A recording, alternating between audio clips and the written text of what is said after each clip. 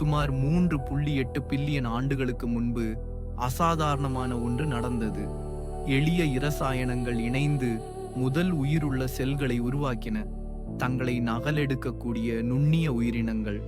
இந்த சிறிய உயிர் வடிவங்கள் மரங்கள், புலிகள், நீங்கள் வரை அனைத்திற்கும் மூதாதையர்கள். பின்னர் பூமி வந்தது. நெருப்பு, புயல்கள், பெருங்கடல்கள். அதன் ஆழத்தில் வாழ்க்கையின் முதல் தீப்பொறி பிறந்தது. சிறிய செல்கள் உயிரினங்களாக மாறின. உயிரினங்கள் ராட்சதர்களாக மாறின.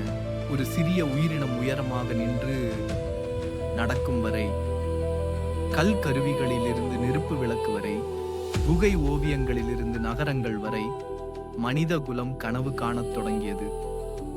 நாங்கள் பேரரசுகளை கட்டினோம், கடல்களை கடந்தோம், வானத்தை தொட்டோம், ஒரு காலத்தில் நம்மை உருவாக்கிய நட்சத்திரங்களை அடைந்தோம்.